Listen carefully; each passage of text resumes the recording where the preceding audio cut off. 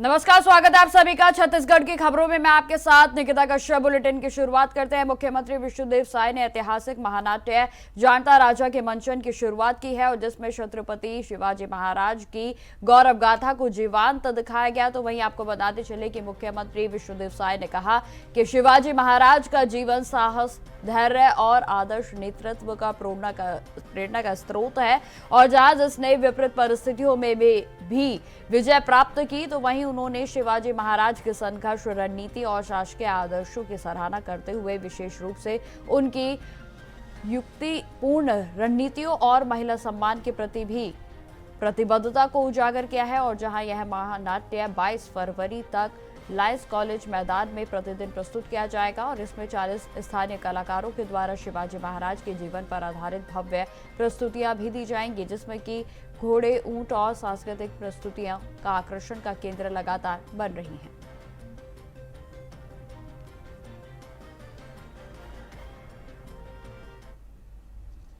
खबरों में आगे बढ़ते हैं। राज्यपाल रमन जेका ने बीते कल छत्रपति शिवाजी महाराज की जयंती पर उन्हें नमन किया और उन्हें समस्त देशवासियों को बधाई और शुभकामनाएं भी दी हैं। जहां उन्होंने रायपुर के ताप्यापारा में स्थित शिवाजी महाराज की प्रतिमा पर दीप प्रज्वलित कर माल्यार्पण कर उन्हें श्रद्धांजलि अर्पित की गई। बताते चले कि राज्यपाल ने कहा कि शिवाजी महाराज की समिति के संसाधनों के बावजूद भी उन्होंने साहस, दूरदृष्टि और संगठन की क्षमता से सुदृढ़ और लोक कल्याणकारी राज्य की नींव रखी और जहां उनका प्रशासन न्याय, पारदर्शिता और उत्तरदायित्व का पर पूरे तरीके से यह आधारित था। और इस अवसर पर आयोजित समिति ने राज्यपाल को मराठा योद्धा सम्मान स्मृति चिन्ह देकर भी सम्मानित किया है और इस कार्यक्रम में विधायक समेत तमाम गणमान्य लोग उपस्थित रहे।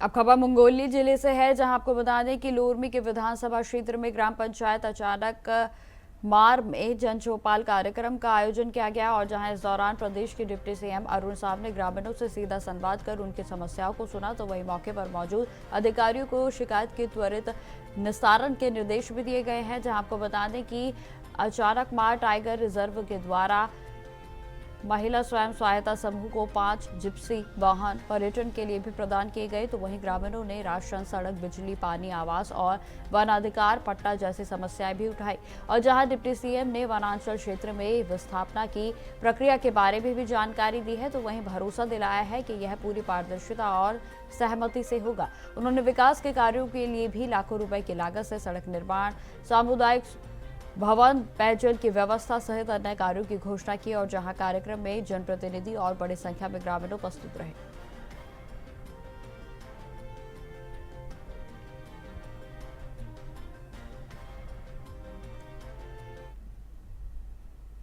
अब खबर वालुदा बाजार से है, जहां जिला कांग्रेस कमेटी के बैनर तले कांग्रेसियों ने मनरेगा के नाम को बदलने और नियमों में सुधार करने का विरोध कर धरना प्रदर्शन किया। जहां आपको बताते चले कि गार्डन चौक पर शुरू हुए इस धरने के बाद कांग्रेस के कार्यकर्ताओं ने पैदल मार्च कर कलेक्ट्रेट का घेराव किया है और जहां इस दौरान उन्होंने केंद्र की सरकार की निंदा करते हुए मनरेगा के नाम को बदलने का भी विरोध जताया।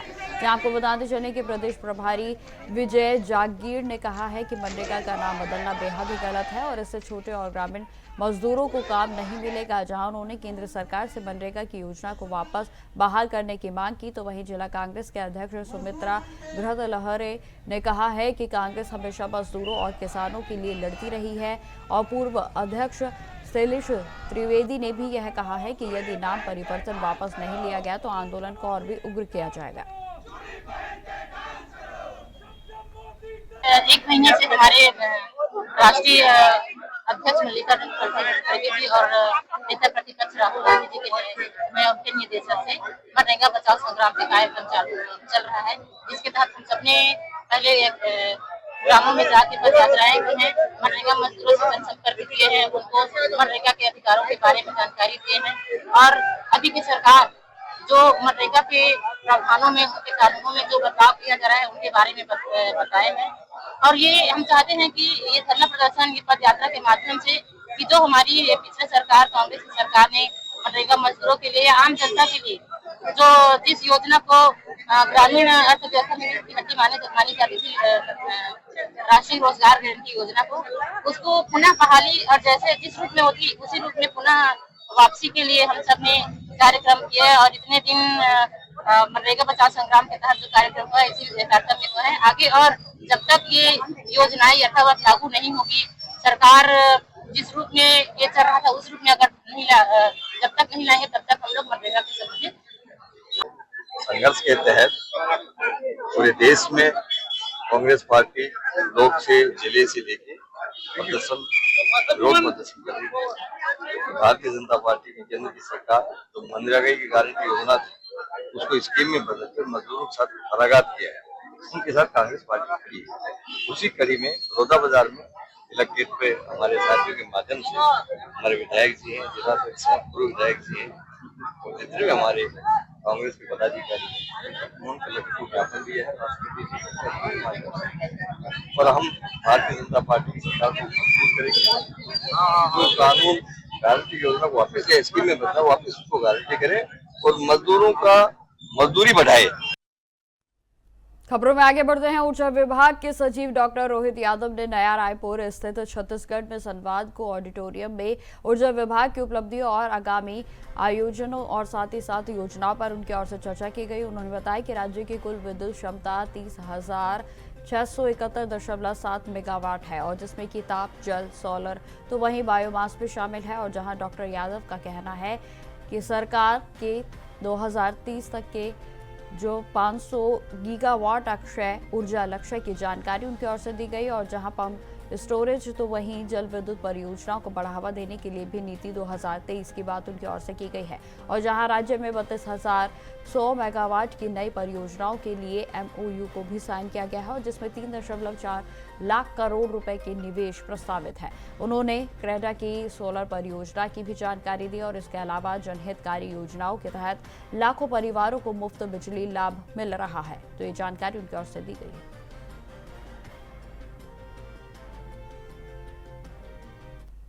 कुसुम योजना में जो हम लोग को पूरा लक्ष्य मिला था वो 366 मेगावाट कंपोनेंट ए के लिए था और कंपोनेंट जो सी था वो 10,000 कृषि पंप के लिए था। तो कंपोनेंट सी में तो 10,000 कृषि पंप का पूरा हमने PPA कर लिया। जो कंपोनेंट ए का लक्ष्य है वो 366 मेगावाट का था। इसमें कितने किसान लाभान्वित होंगे इसके आंकड़े हैं क्या हमारे पास? वो हम आपको दिला देंगे, बिंबिसार जी के पास आंकड़े हैं ये। तो देखिए जो हमको लक्ष्य मिला उसमें हम लोगों ने टेंडर किया, हमारे पास जितने भी आवेदन आए उसमें से जो भी लोएस्ट थे वो हमने सैंक्शन कर दिए। ये बात सही है कि उसके कम से कम 3 गुना आवेदन आए। तो जो बचे हुए आवेदन है हम लोग वेट कर रहे हैं कि जब हमें नेक्स्ट स्कीम आएगी तो उसको हम लोग करेंगे। मार्च 26 जो आप डेट कह रहे हैं वो जो ये पहली योजना है, मतलब उसके पहले हमको अपनी पूरी प्रक्रिया कर देनी है। तो वो तो हम 31 दिसंबर को ही कर चुके हैं। जो 7 मेगावाट 366 में से वो लग चुके हैं, उनकी बिजली हमको आना चालू हो गई है और वो सब ऑटोमेटेड है। सिस्टम में जितनी भी बिजली आएगी कैप्चर होगी और उसको हम प्रति यूनिट 3 रुपए 51 पैसे की दर से भुगतान करेंगे। इसलिए मार्च के बारे में हमको चिंता करने की आवश्यकता नहीं, क्योंकि हम अपना पूरा काम कर चुके हैं। हम तो 1 अप्रैल की प्रतीक्षा कर रहे हैं कि कैसे नई स्कीम आए ताकि जो लोगों ने टेंडर डाला था और जिनको हम नहीं दे पाए थे कम लक्ष्य होने की वजह से, उनको भी इस योजना का हम लोग लाभ दे सकें।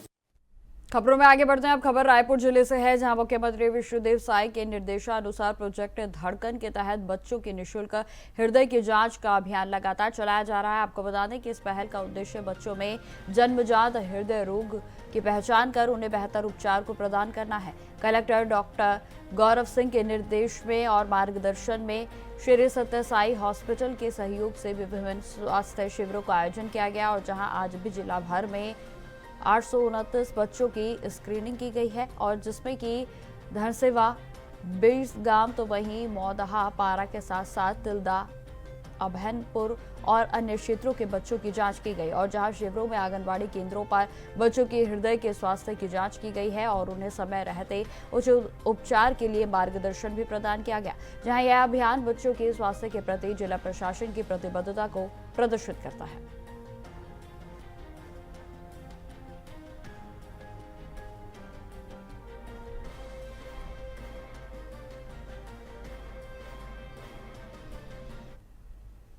मुख्यमंत्री विष्णुदेव साय की पर्यावरण संरक्षण के प्रति प्रतिबद्धता के तहत अब रायपुर जिला प्रशासन के द्वारा प्रोजेक्ट ग्रीन प्लाना अभियान की सफलतापूर्वक आगे लगातार इसे बढ़ाया जा रहा है। जहां आपको बता दें कि सभी नव पहल के अंतर्गत शासकीय अस्पतालों में प्रसव के उपरांत माताओं को फलदार पौधे भेंट किए जाते हैं ताकि हर नई जिंदगी के साथ एक नया वृक्ष धरती पर जन्म ले सके। जहां आपको बताते चले कि कलेक्टर डॉक्टर गौरव सिंह के मार्गदर्शन में इस अभियान के तहत आज अभनपुर में भी 3 और तो वहीं आपको बताते चले कि कालीबाड़ी में 8 महिला प्रसूतों को इसमें कुल 11 माताओं को 55 पौधे भेंट किए गए हैं। जहां यह कदम न केवल मातृत्व के प्रति प्रकृति से जुड़ाव को प्रदूषित करता है बल्कि आने वाली पीढ़ियों के लिए हरियाली और शुद्ध वातावरण की नींव भी रखता है।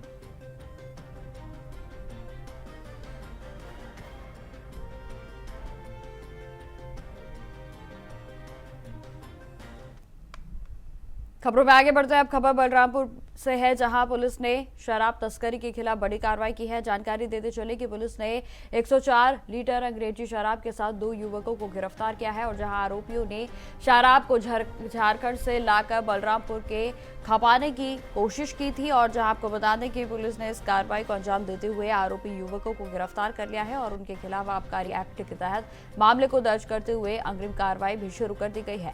और जहां शराब के साथ उनकी कार को भी जब्त कर लिया गया तो वहीं गिरफ्तार दोनों आरोपियों को न्यायिक हिरासत में भेज दिया गया है।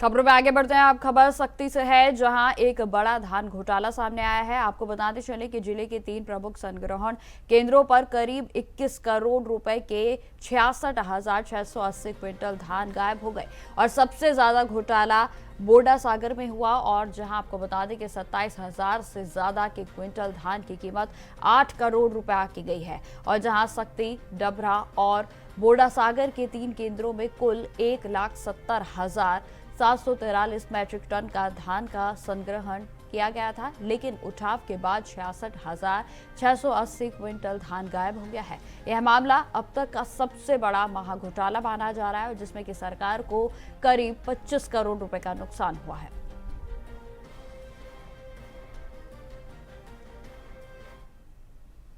जिले के 3 संग्रहण केंद्र है शक्ति जिले में, वहाँ पे 1,70,743 मैट्रिक टन धान का भंडारण किया गया था।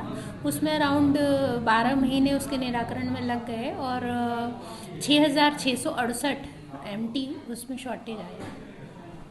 तो इतने अभी शॉर्टेज आया है, लगभग 4 माह हो गए हैं, अभी तक क्या कार्रवाई हुई कुछ? जी, भंडारण जो था पिछले साल मतलब 2023 में दिसंबर में किया गया था, उसका निराकरण होते 2024 दिसंबर में उसको रखा गया था, उसका निराकरण होते 1 साल लग गए, जिस वजह से वो जो सुखद हुआ है उसके लिए जो संग्रहण केंद्र प्रभारी है उसके अगेंस्ट विभागीय कार्यवाही हो रही है। उसकी जांच की जा रही है कि किस प्रकार किन किन कारणों से इसमें सुखद आया और क्या कारण थे जिस वजह से इतनी मात्रा में सुखद आया। अब खबर छत्तीसगढ़ के दुर्ग जिले से है, जहां केलाबाड़ी स्थित शासकीय प्राथमिक एवं पूर्व माध्यमिक शाला परिसर में इन दिनों तंत्र और मंत्र जैसी गतिविधियों से दहशत का माहौल बना हुआ है। आपको बता दें कि पिछले 1 सप्ताह से स्कूल में चुनरी माला और बलि का अवशेष मिल रहे हैं और जहां हाल ही में असामाजिक तत्वों ने स्कूल में तोड़फोड़ की थी और जिसमें कि टेबल, कुर्सियां और दस्तावेजों को आग के हवाले कर दिया गया था। तो वहीं बताते चले कि बिजली के बोर्ड के पंखे तो वहीं लाइटें और केबल तक भी क्षतिग्रस्त कर दिए गए थे और इससे पहले भी पास के एक हाई स्कूल परिसर में कोयल की बलि दी गई थी और जहां लगातार हो रही इन घटनाओं से अब छात्रों और उनके साथ साथ शिक्षक गहरे खौफ में हैं।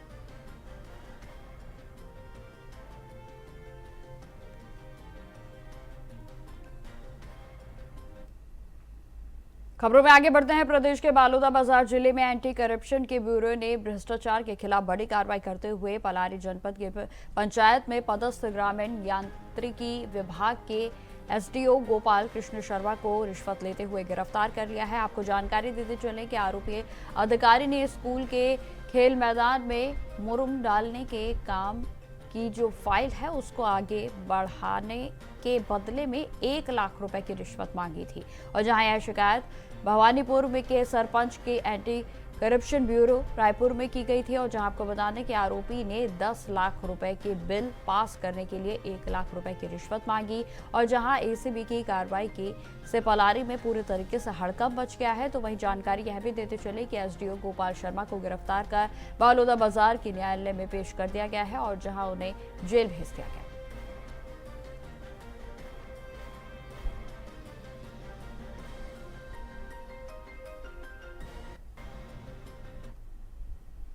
खबरों में आगे बढ़ते हैं। 18 फरवरी को रायपुर के उरला थाना क्षेत्र के कर्मा चौक स्थित पेट्रोल पंप पर 2 युवक पेट्रोल भरवाने गए थे और जहां आपको बता दें कि पेट्रोल पंप पर सिगरेट पीने से मना करने पर नाराज युवक ने नोजल पाइप पर ही लाइटर से आग लगा दी। जी हां, आपको बता दें कि पेट्रोल पंप कर्मी की सतर्कता से आग पर तुरंत काबू पा लिया गया, लेकिन पुलिस ने दोनों आरोपियों को गिरफ्तार कर लिया है। जहां आपको बता दें कि उनकी मोटरसाइकिल और साथ में लाइटर को भी जब्त कर लिया गया है।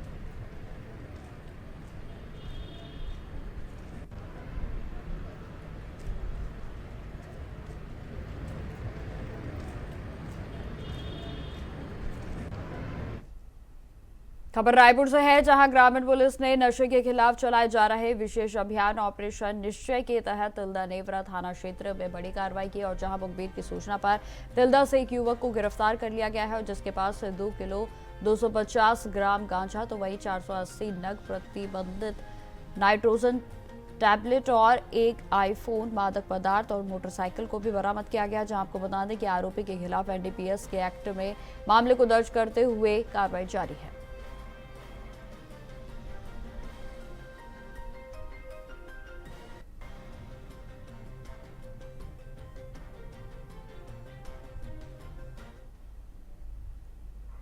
अब खबर सूरजपुर जिले से है, जहां लटोरी थाना क्षेत्र में ग्राम पंचायत सुंदरगंज के बथानपारा में अतिक्रमण हटाने के दौरान प्रशासनिक टीम पर ग्रामीणों ने हमला कर दिया। आपको बता दें कि उग्र ग्रामीणों ने जेसीबी और प्रशासनिक अधिकारियों के वाहन पर पथराव किया और जिससे कि कई सरकारी वाहन क्षतिग्रस्त हो गए हैं। तो वहीं प्रशासनिक टीम पुलिस बल के साथ अवैध कब्जे को हटाने पहुंची थी, लेकिन जैसे ही बुलडोजर से कार्रवाई शुरू की गई, ग्रामीण विरोध में एकजुट हो गए और जहां विरोध उग्र हो गया तो वहीं पत्थरबाजी भी शुरू कर दी गई। जानकारी यह भी देते चले कि इस दौरान अतिक्रमणकारियों और उनके समर्थकों के बीच लाठी डंडे चलने लगे और जिससे कि तनाव और भी फैल गया। अतिरिक्त पुलिस बल को मौके पर तैनात किया गया है और जहां शांति बनाए रखने के लिए भी अपील की गई है।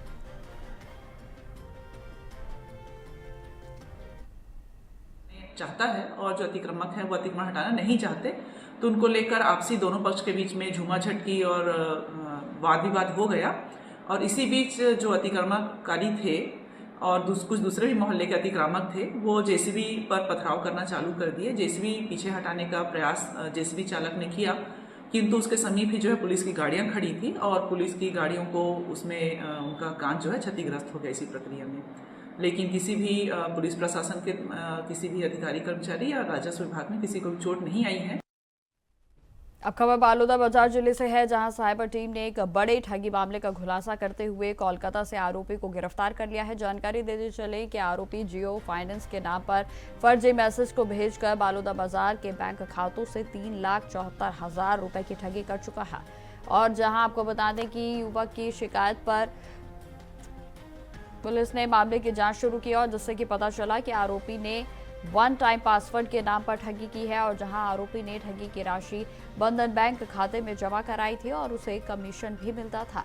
जहां आपको यह भी बता दें कि पुलिस ने आरोपी का लोकेशन ट्रेस कर उसे कोलकाता से गिरफ्तार कर लिया है और अन्य आरोपियों की तलाश भी पुलिस की ओर से लगातार जारी है।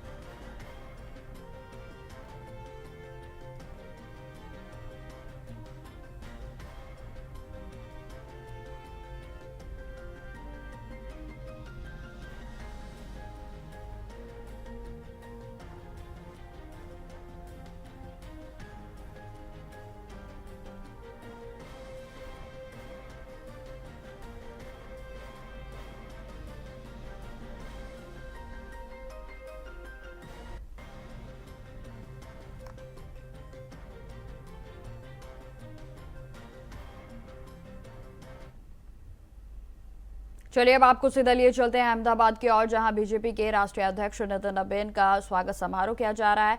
सुनिए वो इस दौरान क्या कुछ कह रहे हैं। लाल और भारत के प्रधान सेवक श्री नरेंद्र मोदी जी को जाता है। मैं आज उनको इस गुजरात की धरती पर आकर अभिनंदन करता हूं।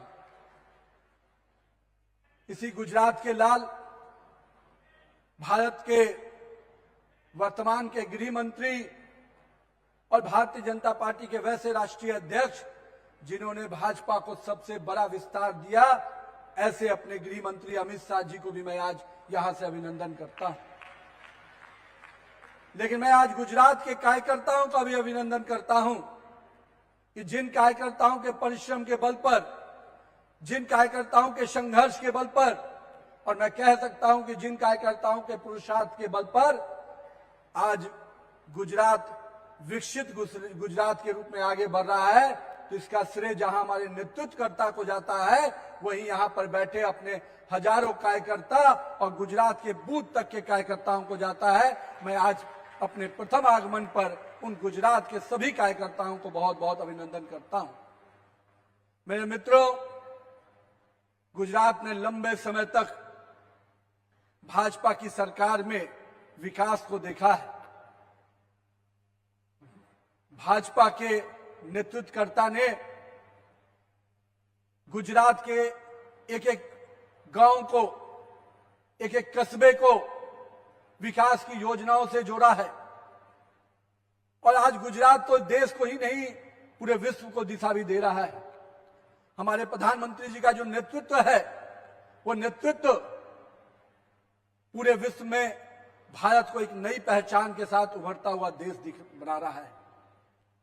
मैं गुजरात के अपने तमाम लोगों का भी आभार व्यक्त करता हूं, जनता का भी आभार व्यक्त करता हूं, क्योंकि आप ही के आशीर्वाद के बल पर, आप ही के परिश्रम के बल पर आज नरेंद्र मोदी जी इस देश को लगातार आगे बढ़ाने में लगे हुए हैं। हमारे गुजरात के हमारे भाई बहनों ने हर क्षेत्र में अपना लोहा मनवाया है। हम कहते थे कि यहां आंदोलन की जननी रही है गुजरात, लेकिन आंदोलन केवल परिवर्तन के लिए नहीं, यहां का आंदोलन विकास के लिए भी होता है। यहां का आंदोलन नई ऊर्जा के संचार के लिए होता है। इसलिए मित्रों, आपके सामने आप केवल गुजरात के लिए सरकार नहीं चुनते, आप केवल गुजरात के लिए मुख्यमंत्री और भाजपा को नहीं लाते, आप ऐसा नेतृत्वकर्ता दिए हैं जिसके बल पर आज पूरा भारत आगे बढ़ रहा है। इसलिए मित्रों, हम सब कोई माननीय प्रधानमंत्री की सोच के अनुरूप जनता से जुड़कर सेवा ही अपने धर्म को मानते हुए काम में लगे रहें और हमें जनता के साथ जुड़कर जो भाव हमारे प्रधानमंत्री जी का रहा है, उस भाव से हम लोग लगातार गुजरात की जनता का सेवा में लगे रहे, यही मैं आप सबसे आग्रह करता हूं।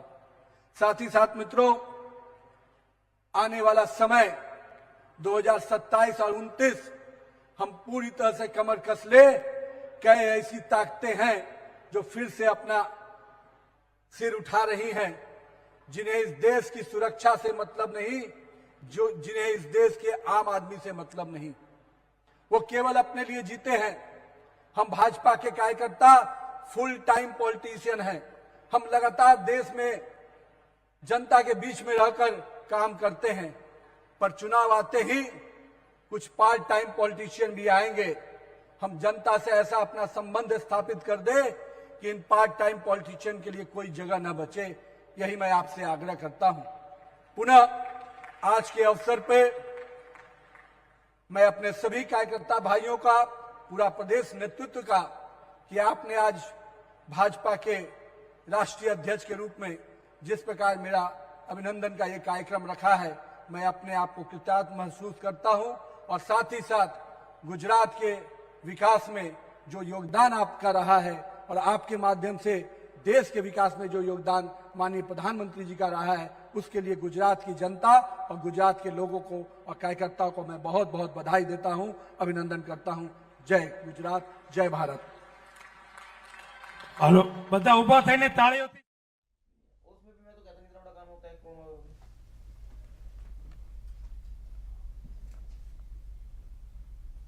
तो फिलहाल मेरे साथ इस बुलेटिन में इतना ही। देश दुनिया की तमाम खबरों की जानकारी के लिए बने रहे हमारे साथ। नमस्कार।